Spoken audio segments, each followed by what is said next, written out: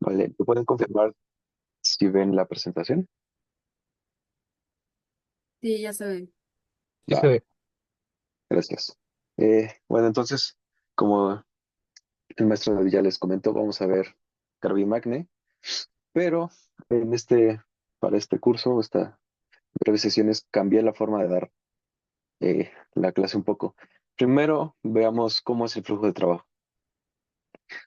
Como cualquier otro método, pues tenemos nuestros datos, ¿no? Una vez que hemos ido a campo, tenemos una base, aparte que pues cada método tendrá sus eh, propiedades, etcétera, y pues la forma de obtener los datos pues puede ser de formas diferentes. Por ejemplo, eh, para estos métodos tenemos latitud, longitud, altura y demás, ¿no? Por ejemplo, en eléctrica tendrían resistividad aparente, etcétera, etcétera, ¿no? Diferentes cosas o mediciones que vamos tomando. Eso sería la principal, los datos crudos. Nosotros vamos a ver una breve evaluación de la calidad de los datos. Sería más o menos ver si hay datos atípicos, si hay datos faltantes, si hay diferentes formas de ver si están bien o mal de una forma estadística los datos, ¿no? Entonces aquí veríamos si son buenas la calidad o no. Sería aplicar la remoción de estos datos o seguir con las correcciones. Em, Tanto para Gravi como para Magne son diferentes correcciones. Son tanto temporales como espaciales. En Gravi son muy pocos, son digamos bastantes, son al menos 7 y en Magne son 2, entonces sí es como la diferencia entre uno y otro y después veremos por qué, ¿no? Igual, eso ya lo vieron en sus clases de prospección, pero vamos a ver un recordatorio. Y además, en esta clase no lo vamos a ver, pero también hay forma de tomar los datos tanto aéreos como marinos y se hace unas diferentes correcciones dependiendo de cómo se tomaron esos datos. De nuevo, eso no lo vamos a ver, pero es importante mencionarlos, ¿no? Y una vez que hemos aplicado estas correcciones, ya tenemos los datos listos para procesarlos, ¿no? Ahora, una vez que tenemos los datos limpios, digamos, y ya corregidos, iremos a la parte del ajuste de la interpolación, que es para poder hacer los diferentes procesamientos que hay, como filtrados, usar derivadas, cosas que nos interese resaltar de estos datos, ¿no? Y eso es lo que vamos a ver en las últimas sesiones. Hasta aquí supongo que todos están al tanto de esto, ¿no? De alguna u otra forma lo tuvieron que haber visto en sus clases de prospección de Gravity Magni. ¿Alguna pregunta hasta aquí? ¿Como un comentario? ¿O, o sí, sí? ¿O sí, sí lo vieron o no en sus clases? Sí, sí Sí, lo sí, sí. vimos. Va, entonces, ¿dudas? ¿No? ¿Preguntas? No, todo bien ahorita. Por ahora todo bien. Listo, listo, perfecto, perfecto. Entonces, en esta primera sesión vamos a ver cómo evaluar los datos y vamos a ver el remuestreo de interpolación, que son como las dos primeras etapas de los distintos caminos, ¿no? Y esto lo hago por dos razones. La primera es, como lo comentó el maestro, ya estuve trabajando con compañeros de semestres pasados y me he dado cuenta que, pues a pesar de que de alguna u otra forma en todas sus clases de procesamiento, más bien de las prospecciones, que en algunas sí les daban como, pues vean los datos y grafíquenlos o métanlos a un software. La mayoría pues como que no sabe bien cómo tratar los datos o ni siquiera, espero que ustedes sepan algún lenguaje de programación, ¿no? Python, MATLAB, no sé, R, o si son muy pros, C o Fortran, pero la mayoría como que ni con Excel pueden como revisar bien los datos. O sea, sí me he dado cuenta que les cuesta un poquito y espero que con esta sesión les salgan dudas de cómo ver los datos, cómo visualizarlos y mínimo cómo interpolarlos, ¿no? Porque en las clases pasadas, para los reportes que les pido, pues me entendieron unas cosas medio raras. Y a pesar de que está, digamos, bien el procesamiento, la visualización está mal. Y eso pues es una parte importante de los reportes que tienen que dar, ¿no? ¿Quién de aquí de ustedes sabe Python o C o algún lenguaje? Escríbanlo en los mensajes, en el chat.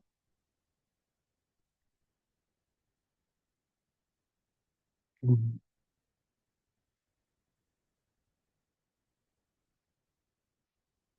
Python, Python, MATLAB, ok, sí. ¿Y quién de ustedes no sabe ninguno? O sea, sin nada de nada.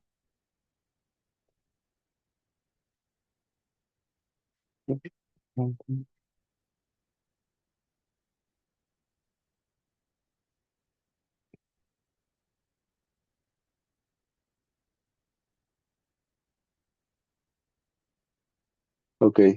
Bueno, estoy seguro que les van a seguir dudas. Entonces, sigamos. En cuanto a el análisis estadístico, pues hay como varias cosas que preguntarnos cuando nos dan un formato específico, ¿no? Por ejemplo, ustedes trabajaron en su clase de prospección, fueron a campo y les dieron una base de datos, ¿no? Diferentes, tanto TXT o alguna bitácora en la que resumieron sus datos. Por ejemplo, ustedes tuvieron que haber preguntado qué tipo de formato estaban los datos, si estaban en UTM, por ejemplo, la hora, ¿no? O la fecha. Tuvieron que haber preguntado si era formato universal o formato local. Y si ustedes no preguntaron eso, no habría forma correcta de corregir los datos, ¿no? También las latitudes si eran tanto geográficas como UTM también, pues tuvieron que haber preguntado si estaban en el norte o en el sur, en el este o en el oeste, que obviamente si están en México saben que están en el norte y que están en el hemisferio oeste, ¿no? Pero por ejemplo, si ven aquí en la pantalla, dice longitud en el primer cuadro de arriba, está positivo. Y si sabemos que es positivo, pues es en el este, ¿no? Pero como los datos fueron en México, debería ser menos 97 punto tal, tal, tal, ¿no? Entonces, estas son cosas que deben de preguntar. O por ejemplo, en el de abajo, que si dice correctamente oeste, aquí ya no es necesario poner el negativo. Pero si ustedes les entregan estos tipos de datos, tienen que o dudar o, o asumir que está bien, ¿no? Y bueno, cuando ustedes lo grafican, esto creo que es China o algo así, que obviamente pues está mal, ¿no? Elevación, pues obviamente son o metros o kilómetros, ¿no? Pero de nuevo, preguntarse si los datos tienen algún sentido físico de lo que le están dando, ¿no?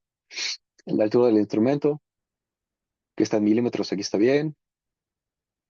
Por ejemplo, aquí, ustedes saben que en el método gravimétrico son mediciones de bases primero para hacer referencia a esta base y después seguir en la zona del levantamiento. Pero en este ejemplo, parece que no hay una base, ¿no? Entonces, o falta o de plano la tomaron mal. Entonces, tendrían que volver a preguntar a quienes tomaron los datos, o si ustedes mismos tomaron los datos, revisar bien todos los archivos de texto que les dieron. Mm, o aquí, esto ya es aparte, ¿no? Si están completos los datos aquí, por ejemplo, estas zonas están vacías, pero a nosotros nos dijeron que son, como es en el mismo punto, pues estas zonas se repiten. Entonces, todo esto va a ser lo mismo, lo mismo, lo mismo. Y aquí, de nuevo, en la estación G000, también está vacía, pero estamos asumiendo de nuevo que la latitud, la longitud, la elevación y la altura del instrumento fueron constantes y no nos movimos, fueron en un mismo punto. Entonces, de nuevo, asumimos que son lo mismo.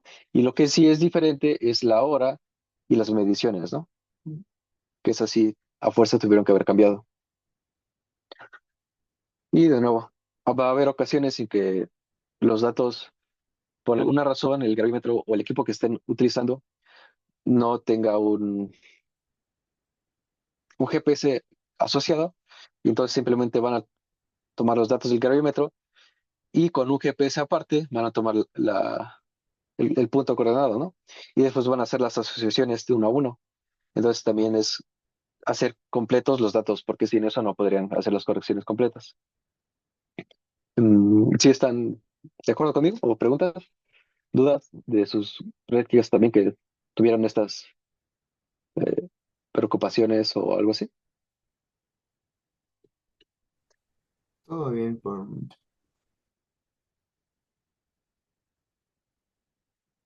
Ok, Sí, todo bien. luego,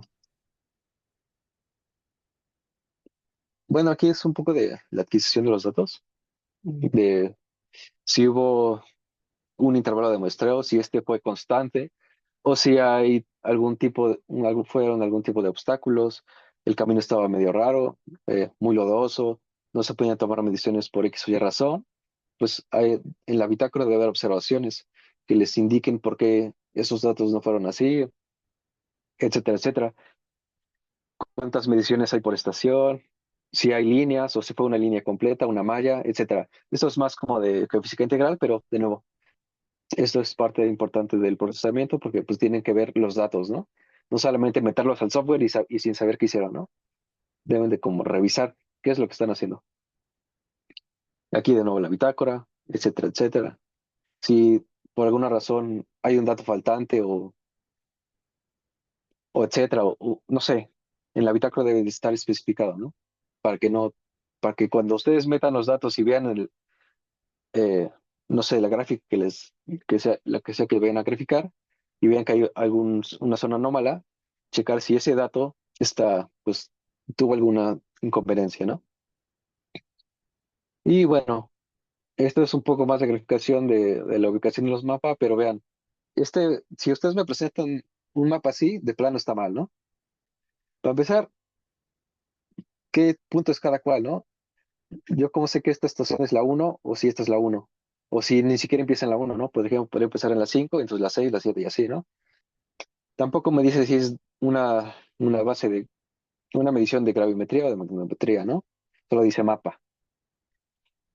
Y bueno, dice que está al norte, entonces estoy asumiendo que la flecha al norte es completamente vertical hacia arriba, apunta arriba al norte, y los puntos son tomados de este a oeste, entonces es de aquí para allá, ¿no? Pero de nuevo, no me indica si este es el primero, o si es el último, o si no es el primero, etcétera, etcétera, ¿no? En sus mapas debe ser como bien especificado. Y aunque, bueno, aquí también le falta la escala, la simbología, etcétera, ¿no? ¿Ustedes saben hacer mapas en QGIS o en Google Earth? Ay, espero que sí, ¿no? Ya es como de cajón, ¿no? Que al Sí, menos un integrante de su equipo sepa hacerlo, ¿no? Va.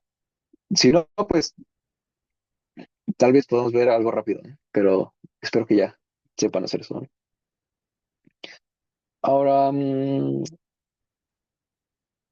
para ver si hay datos, bueno, sí, para ver datos outliers. Algunos le dicen datos botados, datos atípicos, datos que no corresponden tanto a la tendencia, ¿no? Y bueno, para verlo, un resumen de los datos, ¿no? La cantidad total de puntos, si es una malla, cuántas líneas hay, de dirección de las líneas, cómo fue tomado los datos, si hay un intervalo constante de muestreo, o si al menos se intentó un intervalo, y si hay datos descartados por falta de información o datos erróneos, ¿no? Eso es lo que tienen que reportar. Em, si por alguna razón, no más bien, hay veces en las que los datos en un punto se toman más de una medición para hacer después un promedio y así asegurar una mejor calidad de los datos. Pero hay veces en que no hay tanto tiempo, no sé, o sí, habrá solamente un punto, pero cuando hay más de un punto, pues es si hay detectar posibles outliers, estos datos atípicos, y lo que se hace es promediar las muestras, ¿no? Ustedes tienen que sacar la media y la desviación estándar. Aquí hay un ejemplo rápido en esta imagen. Por ejemplo, este fue un levantamiento gravimétrico de hace un año y los datos son puros datos crudos, ¿no? Los puntos azules, espero que se vea bien, son cada uno de los datos individuales y los datos con rojos son los datos promediados. Y las barras de aquí que ven son la desviación estándar. Están muy grandes porque están multiplicadas por 10, solamente es por eso, ¿no? Pero justo aquí lo indico, no lo dejo como al aire. Si ustedes van a hacer algo, siempre indíquenlo en las gráficas o en un apartado abajo de su reporte. Entonces, vean cómo hay gráficas, bueno, hay como barras muy, muy grandes, ¿no? Por ejemplo, estos tres puntos, ¿no? Entonces, ustedes se pueden preguntar, bueno, ¿por qué está pasando eso? E ir a cada uno de los datos ya en sus archivos de texto y ver que, por ejemplo, acá hay dos puntos muy cerca y un dato botado.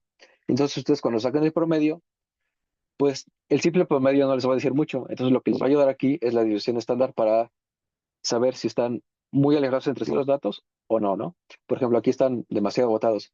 Entonces, por ejemplo, aquí fueron tres mediciones por cada punto. Entonces, lo que ustedes pueden hacer es, de los tres puntos que hay, uno puede estar botado. Entonces, ese que está muy botado, entonces lo pueden eliminar y entonces así se va a corregir. Entonces van a tener dos datos buenos y uno malo, ¿no? Igual aquí pueden aquí ver uno y dos puntos más o menos bien y un punto botado. Entonces, ese igual lo descartan y ya, más o menos, se puede un poquito recuperar esos datos. Y aquí, en este está como muy pequeña la barra de error y pueden ustedes, no sé, decir, bueno, no están tan separados entre sí y dejamos así con esta división estándar, ¿no? Pero siempre es como saber por qué están haciendo las cosas, ¿no? No solamente ya hicimos la media y ya está todo bien, ¿no? Vean cómo la división está entre los datos está bien o está muy alejada de ellos, etcétera, etcétera. Y ya esto es un poquito de nuevo lo que les digo, ¿no? Calificar los datos, ver si existen datos atípicos y cómo es el comportamiento entre sí, ¿no? Vean cómo el comportamiento aquí es diferente. De la mitad hacia la izquierda, vean cómo hay una tendencia hacia abajo y después a las 8 horas UTC cambia de nuevo este comportamiento. Entonces, obviamente, aquí hay dos líneas entre sí, ¿no? Vean aquí cómo es la línea G1 y aquí es la línea G2. Pero entonces, como yo le puse los nombres, aquí ya puedo decir que están bien porque son dos líneas separadas. No es una continuidad entre ellas. ¿Sí? ¿Están de acuerdo con esto? Preguntas, dudas, comentarios.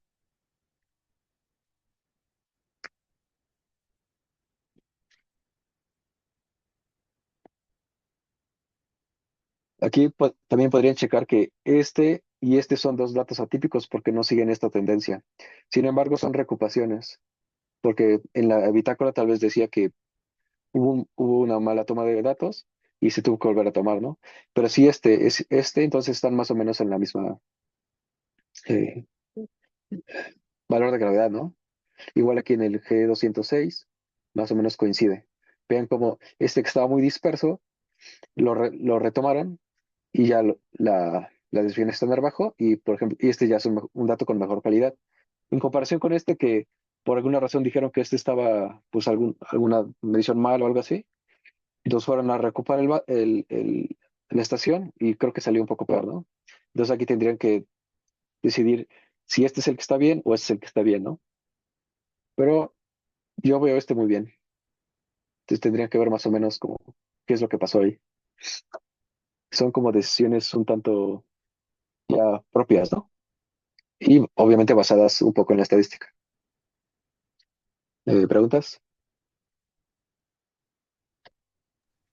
No, todo bien, todo bien. Todo bien.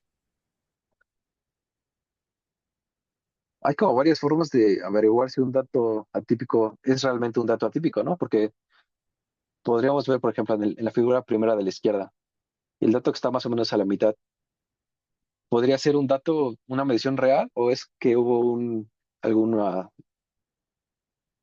una equivocación al momento de tomar los datos, ¿no?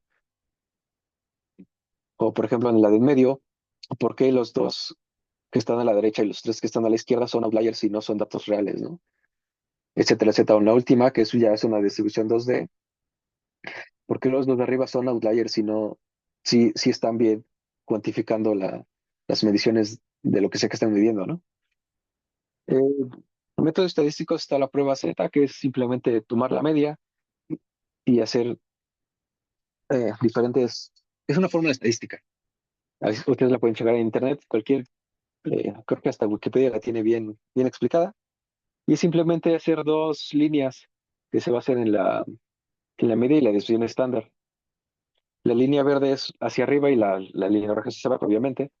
Y entonces, si ustedes tienen un valor que está superando estos dos valores de calidad, digámoslo así, basado en la estadística de nuevo, pueden ustedes afirmar que estos datos son atípicos y los pueden eliminar. Entonces no están como solamente una inspección visual, sino un poco más apoyada en la estadística. También están, estos no estoy tan de acuerdo que sean métodos visuales, pero sí, pero bueno, así es como los he encontrado, que es por histogramas o diagramas de caja. Bueno, de nuevo aquí un poco de sus clases de estadísticas, espero que recuerden un poco de ello, pero de nuevo es ver, esta diagrama de caja está basada en los rangos intercuantiles y cómo están distribuidos la cantidad de datos respecto a la magnitud de ellos, ¿no? Y puede haber que estos tres de la izquierda y dos de la derecha no tengan tanto, no quepan de alguna forma en las mediciones totales y se pueden decir que estos son outliers y decirles, bueno, ya que están alejados, muy, muy alejados de los datos totales, pues podremos decir que son atípicos y los podemos eliminar. O bueno, aquí están los métodos espaciales. Esto ya es un poco más complicado y bueno, esto creo que simplemente lo voy a dejar aquí, así, sin decir, ¿no? Pero es un análisis por vecinos cercanos que más o menos cuantifica si hacen un clúster de datos entre sí. Esto ya es un poco más avanzado, ¿no? Pero existen. Pues si quieren, si los quieren checar y dar una inmersión en estos datos, pues pueden revisarlos, ¿no? Y bueno, la visual, ¿no? Como les digo, simplemente es ver si los datos tienen un punto votado o no. Pero de nuevo, estaría mejor si su decisión está apoyada en alguno de estos métodos, ¿no? No tanto solamente en la visualización. Pero ¿alguien ha hecho una información de datos atípicos con alguno de estos métodos o solo han sido como de forma visual?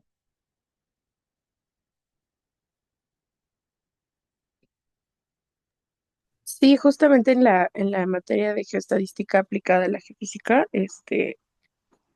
vimos un poquito eso, cómo usar esos gráficos estadísticos para identificar los outliers y otras cositas, o la tendencia de los datos y así. Va, perfecto, perfecto. Qué bueno. Ahora, ¿los demás sí hicieron eso o no estoy hablando de cosas nuevas? Porque, No, bueno, sí. sí, sí, ok, Ujú. va. Y aquí el procedimiento de nuevo, ¿no? Remover el dato si existe más de una muestra, ya lo había mencionado.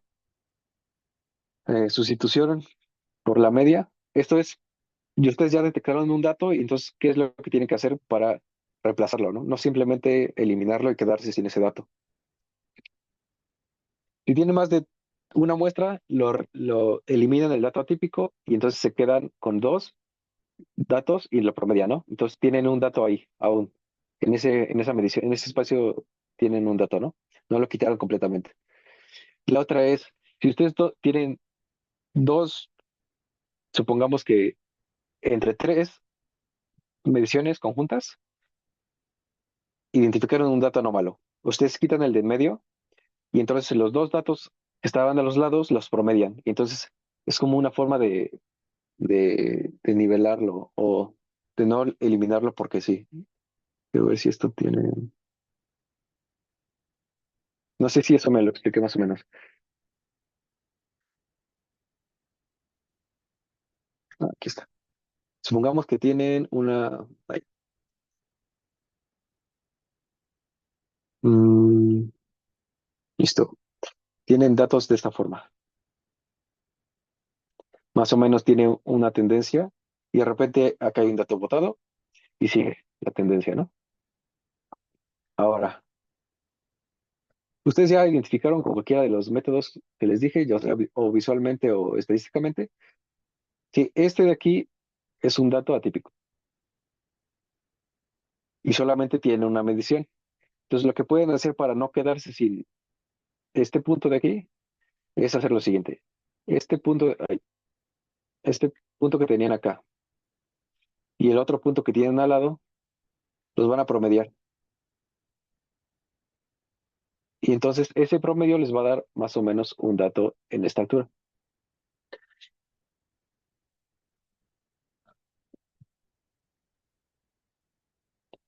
Aquí. Entonces aquí tendrían un nuevo dato. O sea, no perdieron del todo ese dato. No es una forma pues, tan confiable, pero pues, Si nosotros sabemos como lo es lo típico en los datos potenciales, que no hay como saltos así abruptos porque está la continuidad y la suavidad de los datos, pues entonces es una forma como un tanto, no tramposa, pero fácil de remediar las cosas, ¿no? Por sustitución.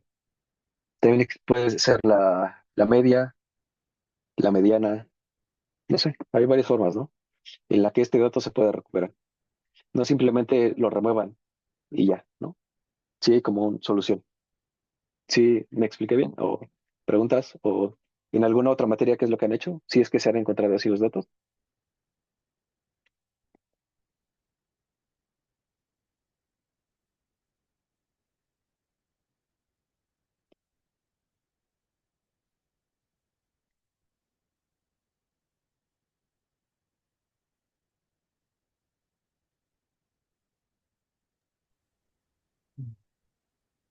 Alejandro,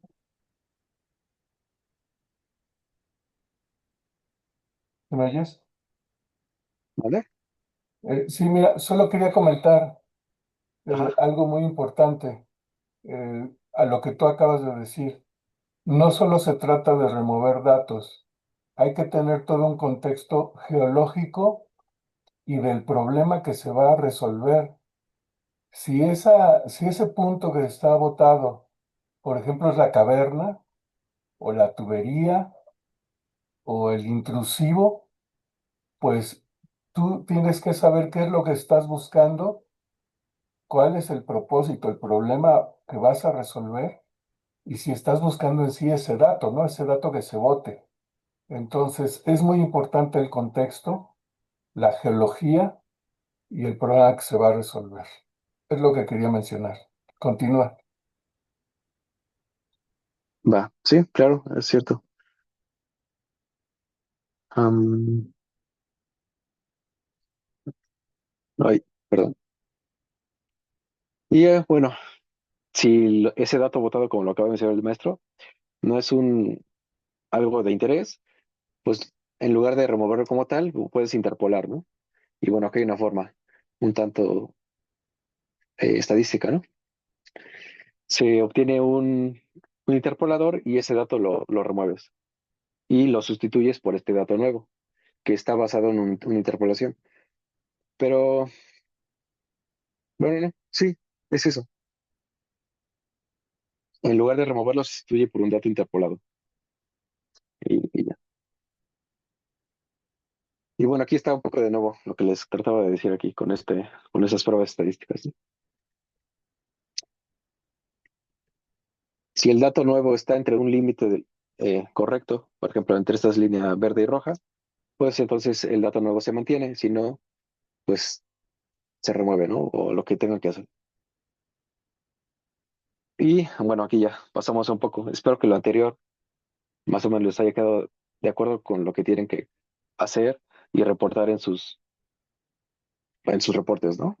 La cantidad de datos, los datos buenos, los datos malos, qué hicieron con los datos, por qué eliminaron tal cosa, por qué los mantuvieron, cómo remediaron las cosas que estaban botadas, etcétera, etcétera. Si hay cosas en la bitácora que los especifican, todo eso, ¿no? ¿Preguntas de esto? No, todo bien. Por No, ahora no. ninguna. Tal, pues entonces, esta es la parte que tendrían que hacer ustedes cuando ustedes ya tengan, eh, pues, corregido los datos, ¿no? Ya hayan aplicado las correcciones necesarias y hayan reducido los datos a ciertas anomalías, ¿no? A la anomalía de Hoover completa o la anomalía de campo total. Entonces, lo más probable cuando ustedes tengan sus datos ya corregidos es que el intervalo de muestreo no sea constante. Eso es como lo más común que les va a tocar ver. Entonces, el remuestreo es aumentar la cantidad de muestras disponibles a partir de los datos obtenidos en campo. Y obviamente hay como ciertas formas o ciertas eh, en la que ustedes no van a querer tantos datos y que sobrepasen la realidad de las cosas que están viendo, ¿no? Una de ellas es usar el teorema, una forma similar al teorema de Nyquist, en la que el nuevo dato va a ser un dato equispeciado, obviamente, que es lo que nos va a interesar, datos equispeciados, y que sea la máxima cantidad de datos que entre entre sí, entre dos. Esto es, déjenme hacer un grafiquito. Supongamos que sus datos son de esta forma. Ustedes pueden creer que están como más o menos a cierta distancia entre ellos, ¿no? Un cierto de X. Pero puede que este de aquí sea mucho mayor que el que está acá, ¿no? Este es mayor. Entonces, ya no se cumple que son datos equiespaciados. Entonces, para obtener digamos, un nuevo vector de datos equiespaciados de nuevo, pueden utilizar esta fórmula que les propongo acá. Ustedes de todos estos datos, de aquí a acá, van a obtener la distancia que hay entre cada par. Esta de aquí, luego esta de aquí, y así con cada uno, ¿no? Y entonces van a ver cuál es la máxima distancia que hay y la van a dividir entre dos. Entre dos porque, uno, para tener más datos de los que ya tenemos en campo y no tener más datos de los que podríamos obtener, de nuevo, asumiendo que la geología y las cosas que están de interés no son como muy grandes o muy pequeñas o para no crear datos falsos, ¿no? Se divide entre dos. Y entonces, aquí podemos tener un nuevo dato aquí, un nuevo dato acá, un nuevo dato acá, acá, o sea, acá, acá. Entonces, vean cómo aumentamos la cantidad de datos disponibles, ¿sí? Y al mismo tiempo, esto es lo que va a hacer es suavizar un poco la curva. Entonces, son varias cosas en las que se obtienen al mostrar los datos. Se obtienen más datos y se suaviza un poquito la curva. Aquí tengo un ejemplo que hice en Python. Am, en la, vean cómo los datos, esos son datos sintéticos. Se- eh, es una esfera y creo que era un dique lo que hice. Pero bueno, los datos son las estrellas blancas, estas de acá. Estos son, digamos, los datos sintéticos y son datos que estaban equispaciados de forma constante con cierto aleatoriedad del equispaciado. Entonces lo que hice fue ajustarlas y justo apliqué esta fórmula. Encontré la máxima distancia que había entre ellos y ahora vean, encontré una nueva curva que después se la interpolé. Entonces ahorita les explico eso. Y entonces la curva verde, ven cómo sigue la misma forma de los datos. No creo una nueva curva y obtengo más datos. Vean cómo hay más datos entre cada punto. Estos como estaban muy juntos, pues no se creó nuevos datos, pero por ejemplo, este es nuevo, este dato también es nuevo y este dato es nuevo. Bueno, hay varios, ¿no? Pero en general tengo más datos con los datos originales, que es lo que nos importa, ¿no? Un poquito más de cantidad de datos.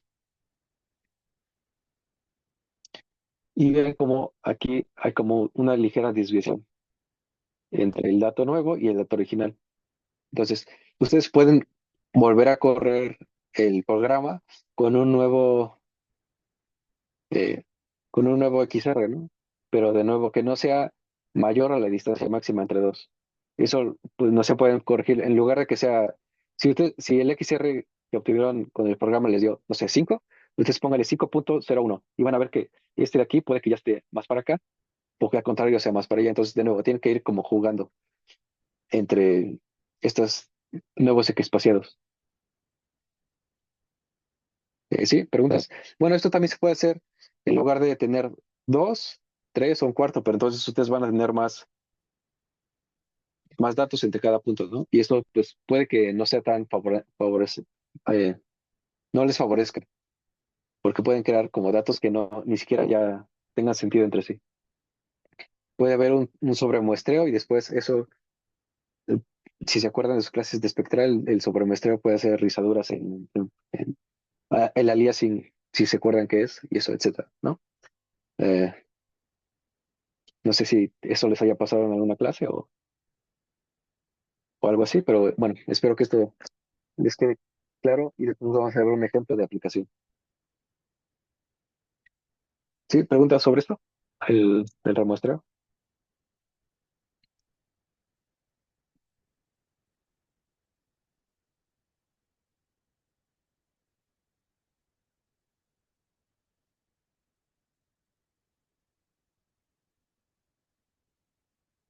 No, bueno, entonces continuamos. Bueno, la interpolación, ¿no? Lo que vamos a obtener es, como tal, por ejemplo, en el ejemplo, les digo que los datos originales son las estrellas rojas, las estrellas blancas. Ese es nuestro datos originales, y entonces vamos a ajustar a estos datos un modelo o puede ser una función matemática, que es lo que realmente se hace, ¿no? Polinomios, funciones, no sé, cosas así ya medio raras, que represente el conjunto original de los datos, ¿no? Este proceso se puede realizar mediante una interpolación o una estimación estadística. Y bueno, si ustedes utilizan varios métodos, van a ver que no todos son diferentes y que va a haber algunos mejores o peores que otros. Y el mejor pues, va a ser el que sea el que tenga el menor error y el mayor parecido respecto a los datos originales. Ahora, usted se estará preguntando, o si ustedes ya lo vieron en alguna clase, ¿cuál es la diferencia entre la interpolación y la estimación? Que son como cosas muy parecidas. La interpolación es calcular valores intermedios de los datos, que es lo que queremos también, pero que de tal manera que la curva encontrada incluya a todos los datos originales. Ejemplo, vamos a ver de nuevo esta curva. Tienen, no sé, una curva así, ¿no?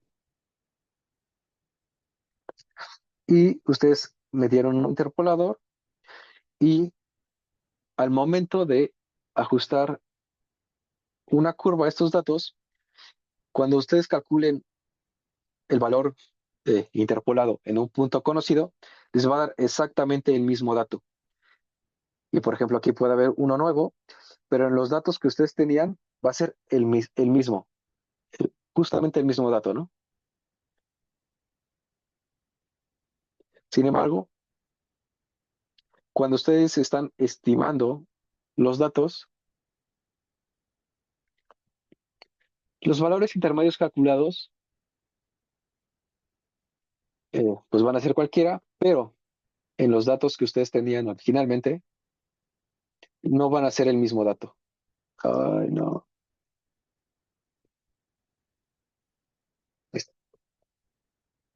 Cuando ustedes metan el estimador a sus datos originales, va a haber cierta diferencia. Puede que la siguiente estimación sea aquí, y luego aquí, aquí, aquí. No, la curva que encontrada no va a ser exactamente la misma que los puntos originales. Y eso es como la gran diferencia entre la estimación y la interpolación de los datos. Y aquí, pues, puede ser exactamente la misma curva y puede que la interpolación sea mejor que la estimación o al revés, ¿no? Eso lo van a revisar de forma gráfica o estadística o lo que quieran ver, ¿no? Pero esa es como la gran diferencia entre la interpolación de datos y la estimación de datos. Ambos están basados en funciones matemáticas y obviamente hay diferencias, ¿no? Ahorita vamos a ver. Preguntas entre estas dos grandes diferencias de ajustar datos. ¿Alguien se acuerda de algún tipo de interpolación o de estimación? Esto creo que se da en estadística. En métodos numéricos se da esto, ¿no? Bueno, veamos ejemplos. Tipos de interpoladores. Los polinomiales son n más un datos generas un polinomio de grado n. Por ejemplo, si ustedes tienen 4 datos, van a ajustar estos 4 datos a un polinomio de grado 3 y van a obtener una curva de esta forma. Y ustedes saben que estos puntos originales a fuerzas van a estar en la curva interpolada. Y esto tiene una gran... eh, no es como tan ocupado. Por ejemplo, tendríamos 10 datos, bueno, son muy pocos. Pongan que ustedes tomaron una línea con 30 datos, ¿no? Entonces, si ustedes meten a un interpolador polinomial estos 30 datos, van a tener un polinomio de grado 30. Y si ustedes saben cómo se comporta un polinomio de grado 30, va a haber un montón de curvas, ¿no? Y por ejemplo, aquí ya ni siquiera tendría sentido la interpolación. Entonces, esta es una gran desventaja de los interpoladores polinomiales, porque lo que realmente querríamos es algo así, que los datos no se fueran tan lejos de lo que realmente era, ¿no? Vean, a lo mejor pueden decir, bueno, aquí está más o menos bien, pero aquí ya no tiene ningún sentido, ¿no? Eso es la gran desventaja de los polinomiales. Y luego están los splines o trazadores.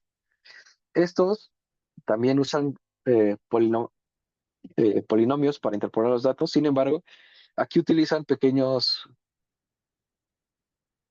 conjuntos. Hagan de cuenta que es como un promedio móvil. Obviamente no se está promediando nada, pero se está ajustando datos de menor grado a subconjuntos de datos. Por ejemplo, si ustedes tienen un polinomio de grado 3, agarran estos 4 puntos y generan cierta función que les interpole estos. Luego van con los siguientes 4 datos y de nuevo tendrán una función diferente. Y se van así hasta terminar con los últimos 4 datos, ¿no? Entonces van a tener funciones para cada conjunto de 4 datos y esas funciones distintas entre sí, pues van a tener interpolaciones diferentes. Y de esa forma no van a tener el problema que tenían antes con los polinomiales. Entonces van a tener datos muy bonitos y lo bonito de estos es que son datos suavizados. Entonces, esto es lo bonito de los splines. Estos, pues son como de los que más se utilizan, o he visto que más se utilizan. Luego está la distancia inversa ponderada, que simplemente calcula valores de acuerdo al inverso de la distancia que existe entre los datos de size o los datos. Esto, la explicación no es, creo que es un poco sencilla, entonces vamos a ver. Supongamos que ustedes quieren obtener un valor acá. Entonces, lo que ustedes harían, o lo que hace este método, es que como aquí hay una distancia muy corta, igual aquí entre este punto, estos 2 puntos y el punto nuevo, va a haber más peso de los valores calculados comparado con el punto que hay, por ejemplo, con este. Por eso es inversa. Cuando un dato es mucho mayor, el inverso es mucho menor, ¿no? Entonces, el peso que va a haber entre este punto y el punto nuevo, pues es muy poquito, ¿no? Comparado con los 2 puntos que están a los lados, que como es eh, poca la distancia, es mayor el peso que tienen entre sí. Y ya, eso es como que hace la inversa ponderada. Y los vecinos cercanos es la que más fea queda, porque no hace como una interpolación como tal. Bueno, obviamente la interpolación sí lo hace, pero esta queda funciones escalonadas, porque lo único que hace es, si tienen aquí un dato, va a revisar cuál es el más cercano que hay entre él. Por ejemplo, si entre este hay 3 unidades y entre este hay 4 unidades, va a decir, bueno, pues entonces el más cercano es el que está a 3, y entonces el nuevo dato no va a ser este, sino va a ser aquí. Y aquí lo mismo. Por ejemplo, si acá hay un nuevo dato que queremos, el dato va a ser aquí. Vean cómo los datos son los mismos valores. No está generando un dato intermedio entre ellos, ¿no?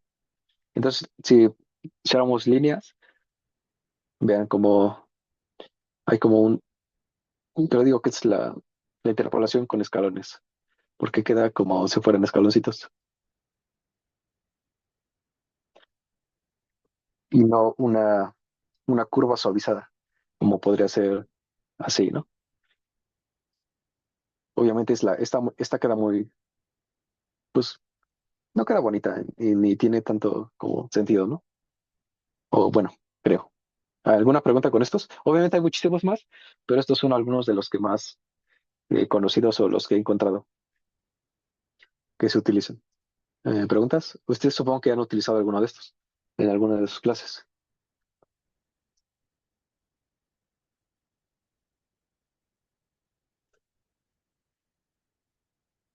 Y aquí arriba, cuando les pase la presentación, les dejo un artículo por si lo quieren revisar y vean que hay distintos tipos de interpoladores. Y en este artículo comparan, hay una cantidad gigantesca de interpoladores, ¿eh? No se crean que solo son estos y ya. Entonces, estos son como los básicos y los fáciles de explicar. Pero en este artículo, les digo, hace comparaciones de datos, cómo es que salieron, cómo son los errores entre sí, etcétera, etcétera. ¿Preguntas?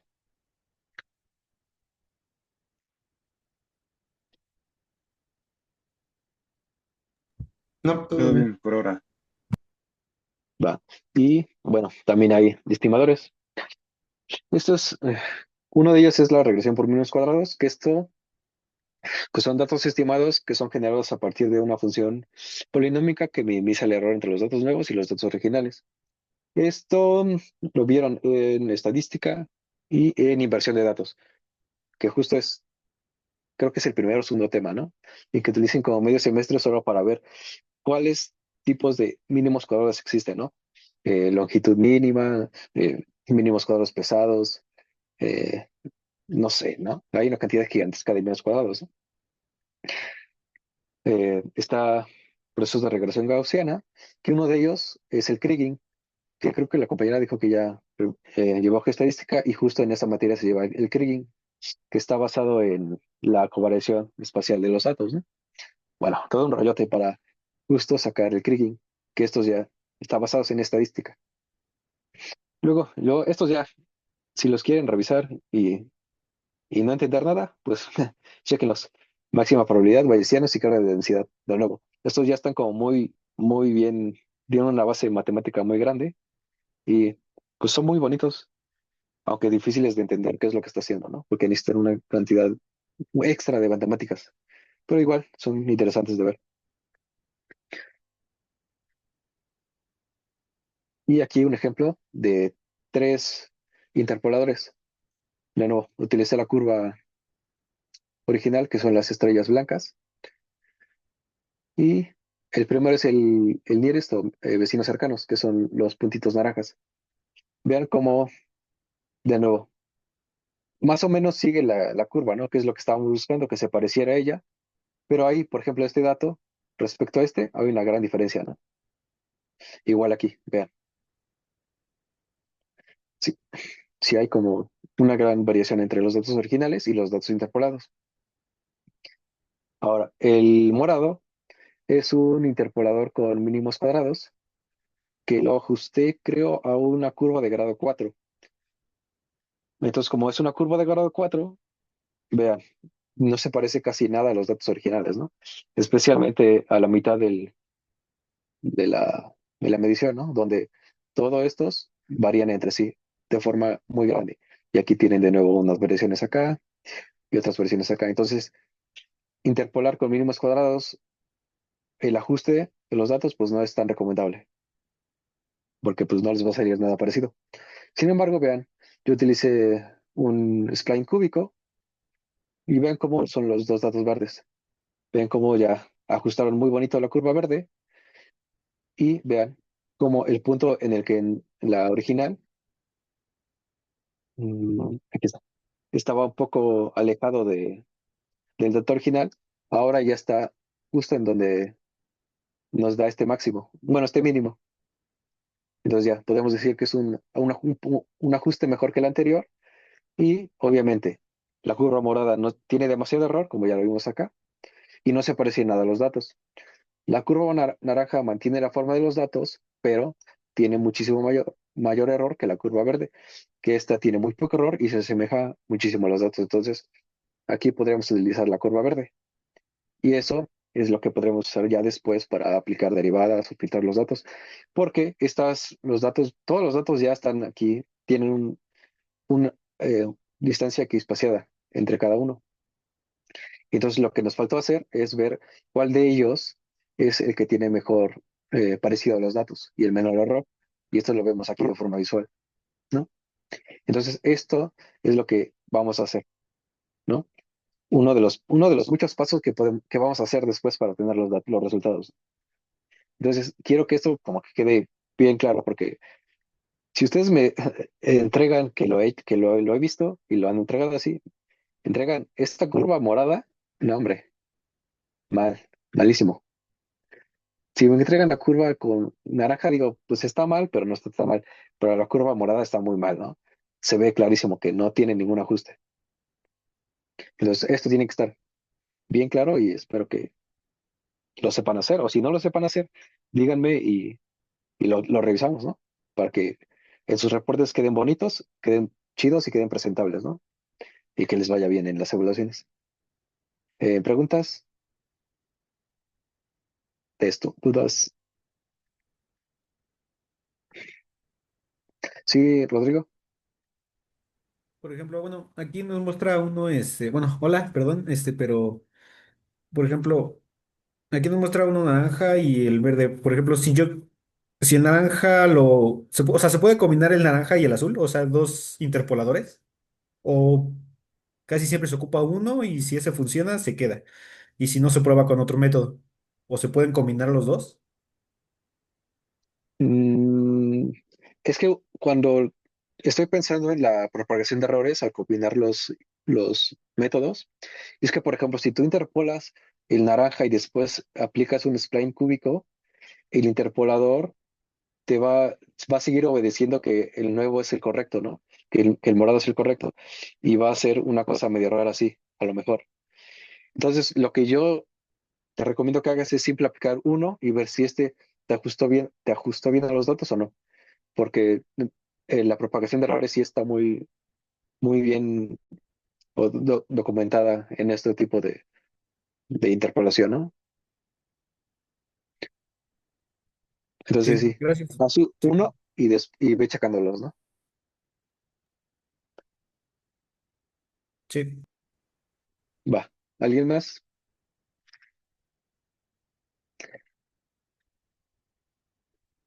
Ah, bueno, pregunta. ¿Ustedes han hecho esto en Python o en MATLAB creo que en Excel también se puede, pero es más difícil?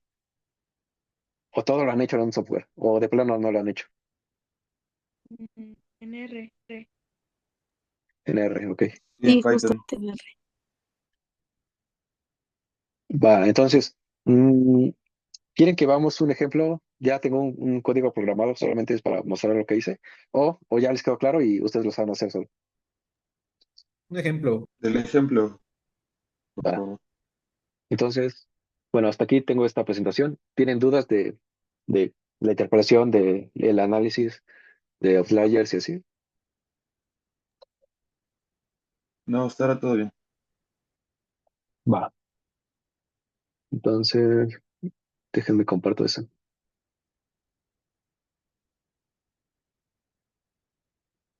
Mm,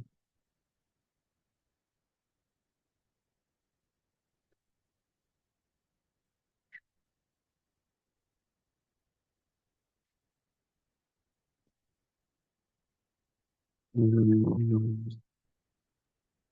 Aquí está. ¿Están viendo un Visual Studio o siguen con la presentación? Sí se ve. Sí, se ve el visual. Ok, va. Bueno, yo utilizo Python, pero en general es lo mismo, ¿no? En otros lenguajes. En Python primero, bueno, el ejemplo este que les voy a dar es el mismito que vimos anteriormente, con la misma curva, pero de nuevo, es como programarlo, ¿no? Bueno, cuando les pase esto, les paso lo mismo que ya vimos. Está escrito solamente en una página de Jupyter. Y este es un ejemplo en 1D, el mismo que vimos. Es una esfera y una hoja delgada. Entonces, primero importé las librerías que utilicé. Utilicé NumPy, SciPy, y estas dos librerías son para graficar. Y bueno, esto es para visualizar las gráficas en negro. Definí constantes porque me gusta definir todo antes. Y estos fueron el modelado del, de- del sintético. Como es una esfera y una hoja delgada horizontal, ¿no? Entonces, eso lo pueden checar. No sé si tengan, si les hay, espero que sí, creo que sí, les dan eso en prospección gravimétrica de modelados de cuerpos simples. Pues ya, esos también están los libros, pueden checarlo. Son los parámetros de la fuente, ¿no? De la esfera está a 15 metros en X y en Z está a profundidad de 15 metros también. Es de radio 10 metros y tiene una diferencia de densidad de 1.5, ¿no? Por eso la 3 kilogramos, ¿no? Luego está la hoja delgada, de nuevo tiene un espesor de 1 metro, está a 36 metros de profundidad. Y bueno, esto es de nuevo sintético, ¿no? Solamente para graficarlo. Luego aquí está la ecuación que hace la gravedad de cada uno de los cuerpos. Y de nuevo, como sabemos que la gravedad es lineal, pues podemos superponer dos cuerpos y la gravedad total va a ser simplemente la suma de los dos. De nuevo, entonces aquí un, hago un arreglo lineal para graficar las funciones y de nuevo, principio de superposición y listo, ¿no? Ahora, esto es para graficar los datos. Supongamos que, bueno, no supongamos, la curva azul es el modelo ideal sin ningún tipo de ruido, ¿no? Eso es lo que daría si solamente tuviéramos una esfera y una hoja delgada. La hoja delgada está más o menos de este lado, ahí, del lado izquierdo, por aquí, en profundidad. Y tiene un contraste positivo de densidad comparado con la esfera que tiene un contraste negativo de densidad. Por eso hay una reducción de densidad. Eso es sintético, no importa en este momento, ¿no? Solamente era para hacer el ejemplo. Y le agregué un no ruido a la magnitud, sino a las mediciones, para que no fuera constante y eso lo ajustáramos a los datos. Y bueno, esta es una forma de graficar. Si me la quieren copiar adelante, para que ustedes tengan eh, después en sus reportes un tipo de modelo, ¿no? Simplemente es meter los datos en un scatterplot, ya sea líneas o puntos. Y obviamente, qué bueno que vi esto, porque hay varias cosas que tienen que tener su gráfica. Tiene que tener el título, como ya saben bien, si es una línea o si no sé, X, ¿no? Pero tiene que estar bien establecido qué es lo que están graficando. Obviamente el título de los ejes con sus unidades, porque si no tienen unidades, pues prácticamente está mal. Aquí es distancia en metros. Y si es una línea, tienen que saber que obviamente está orientada a algún lado, ¿no? Entonces tiene que tener la orientación de la línea, tiene que tener la simbología, igual que el mapa.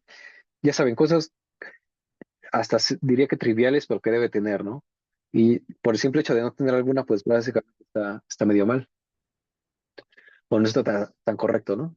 Entonces, ténganlo en cuenta al momento de entregar sus reportes, porque también me ha tocado que de repente nada más me entregan la gráfica sin ningún tipo de título, entonces pues no sé ni qué estoy viendo, ¿no? Entonces no pierdan puntos por dejar cosas al aire, ¿no? No les cuesta nada. Incluso si no saben cómo ponerlos en su graficador, pues pónganlos sobrepuesto, ¿no? En su documento de Google ahí está la opción ¿no? de sobreponer texto. Mm, ahora sí. Bueno, esto solo era para hacer la curva sintética, ¿no? Ahora el remuestreo. ¿Cómo le em, van a hacer un, yo hice aquí un arreglo de las distancias que hay entre cada par de puntos. Entre este punto y este punto hay cierta distancia.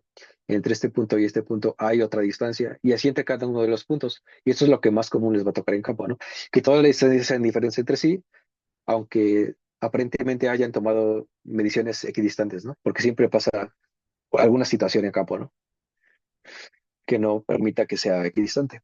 Entonces van a hacer este arreglo, como ustedes lo sepan hacer. También está, si ustedes utilizan Python, está NumPy tiene una función que se llama las diferencias que hace lo mismo que dice acá. La diferencia entre el punto i y el punto i más uno, que sería i e i más uno.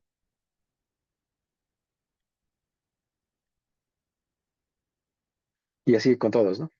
Eh, no sé, programación básica. Entonces ya utilizan los comandos de máximas y ya. No sé, espero que esto no sea tan difícil de entender. Es como muy sencillo.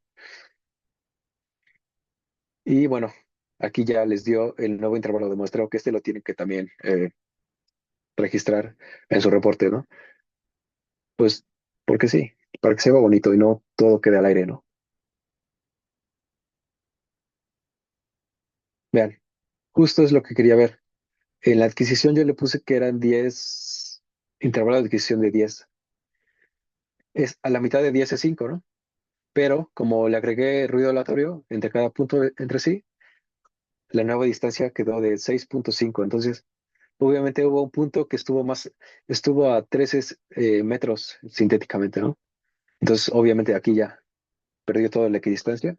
Y con este nuestro XR, vamos a generar un nuevo arreglo que sea de forma equidistante entre el mínimo de X, que es este punto primero, y el máximo, que es este de acá. Entonces, vamos a generar un nuevo arreglo, que pues este es un comando para generar un arreglo equidistante entre el mínimo y el máximo, y este es el paso, ¿no? Que es el valor ya obtenido antes. Como les comenté, este va a ser un valor provisional y después vamos a ver si nos conviene o no. Entonces se va a modificar. Ahora, el ajuste de los datos. De nuevo utilicé el spline cúbico, vecinos cercanos y regresión por mínimos cuadrados. Entonces, de nuevo, prácticamente Python ya está todo programado y entonces no tienen que hacer cosas desde cero. Simplemente es invocar funciones de otras bibliotecas y utilizarlas. Para vecinos cercanos está este, esta función que viene de SciPy, sí, SciPy, que de interpolate y es interpolación 1D. Y simplemente se pone la nueva, em, los datos originales en X, los datos originales en Y, que es la gravedad, y el tipo de interpolador, que es el vecinos cercanos. Y aquí es la forma de ponerlo para que ustedes de una vez se creen los valores de gravedad interpolados con vecinos cercanos, que es el nuevo eh, intervalo constante de muestra, ¿no? Que se obtuvo aquí arriba. Y lo mismo pasa con mínimos cuadrados, que de nuevo, ya como les digo, todo está ya bien pues hecho en Python. Esta es otra biblioteca, que es NumPy, que es Poly1D, que es Polyfit, que es nuevo mínimos cuadrados. Y está el arreglo de datos originales en X, gravedad y el grado del polinomio, yo lo hice 4, ¿no? Pero si tiene una curva que se llama un 3, de grado 3, pues la ajustan ese grado, ¿no? Y de nuevo meten los datos nuevos en X. Y lo mismo con interpolación con spline cúbico. Este Akima es un tipo de interpolador spline cúbico. Chequenlo, pero es un spline cúbico con diferentes características. Hay varios, y este es uno de los que están como disponibles y quedan muy suavizados. Pero no por ello es peor o mejor. También pueden tener un spline cúbico, no sé, clásico, sin ningún tipo de condiciones extra. Y es lo mismo, ¿no? Simplemente es invocar y operar los parámetros de mediciones y el nuevo arreglo de mediciones constantes. Y ya, básicamente es como lo más rápido y lo más fácil que pueden hacer, ¿no? No tienen que hacerse su código nuevo, ya todo está bien programado. Y de nuevo, simplemente es para graficar los datos y vean cómo quedaron, pues más o menos bien, ¿no?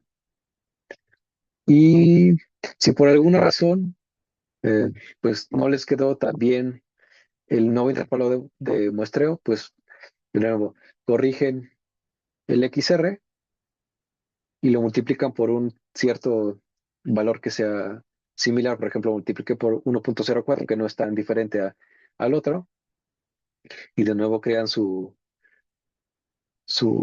su arreglo de distancias nuevas, ¿no?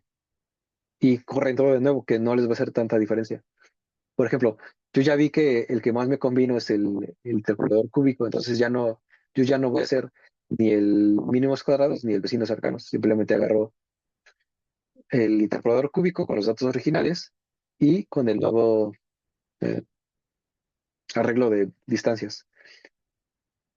Y de nuevo, ¿no? Es correr de nuevo la secuencia. Y por ejemplo, aquí corrió de nuevo la secuencia y salió mal, porque pues en realidad el que ya estaba bien es este, ¿no? Pues ya no debería de ser esto, pero solamente es por el ejemplo, ¿no? Y ya, no es tan difícil, creo. Solamente es como saber los comandos y bueno, aquí les presento los comandos, ¿no? Vean, son comandos bonitos, nada largos, salen en una línea, eh, no es tan difícil. Ustedes podrían combinar estos tres en una línea y ya, ¿no? No sé. Preguntas, espero que me hayan seguido los que sepan programar y los que no, pues espero que al menos lo copien y sepan más o menos qué es lo que está pasando, ¿no? Obviamente, si no saben cómo funciona un tipo de función, pues revisen, métanse a internet y chequen qué es lo que hace, cuáles son sus parámetros, qué es lo que le puedes modificar para que quede mejor, para que se vea eh, un poco diferente, así, etcétera, ¿no? Cada biblioteca tiene bien documentadas sus funciones y todo está en internet.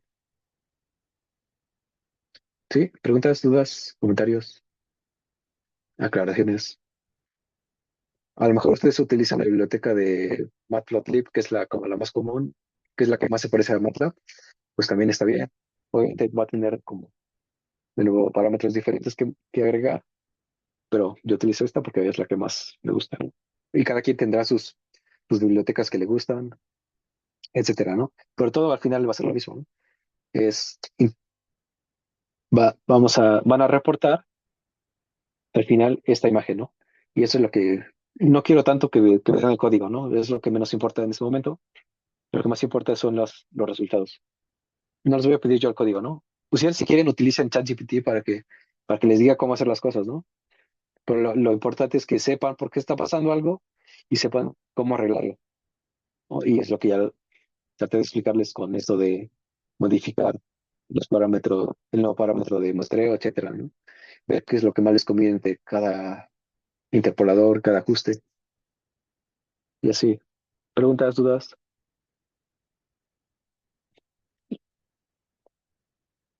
Es un código creo que muy rápido. Y el ajuste lo iba a hacer, pero mejor lo vemos para cuando tengamos el ejemplo real de datos. Y iba a ser un poquito más extenso porque ahí es una malla regular de datos 2D y entonces tendríamos que crear una malla regular de datos a partir de la irregular. Va a ser interesante ese ejercicio. No sé si también ya lo hayan hecho. Creo que sí, puede que sí, pero bueno, es un poco más interesante que uno d. Pero igual, son los mismos principios. Y al momento de interpolar, pues básicamente son las mismas líneas. En lugar de X, Y, va a ser X, Y, Z, ¿no? Y ya. En preguntas del código, si alguien tiene dudas de este código, si alguien eh, ha hecho otros códigos o no sé, preguntas, dudas.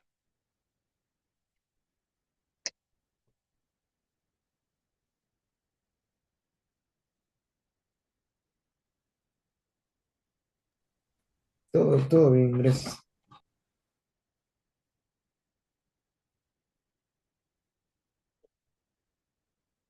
Ok, pues sería, bueno, por esta clase de introducción, si no les quedó quedaron dudas de cómo interpretar los datos ni cómo revisar los datos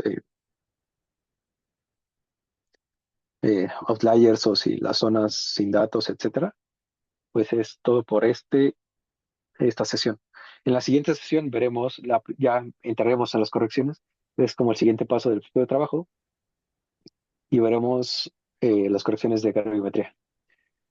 Después seguiremos con las correcciones de Magne y luego vamos con los procesamientos que ya es como un poquito de lo interesante de la clase. Pero de nuevo tenemos que ver esto porque si no corrigen bien o si no interpolan bien o si un paso de todos estos pasos está mal, y los resultados finales también van a estar mal, ¿no? Entonces tiene que quedar bien, bien claro qué es lo que está pasando antes, ¿no? En cada uno de estos pasos. ¿Sí? ¿Preguntas, dudas?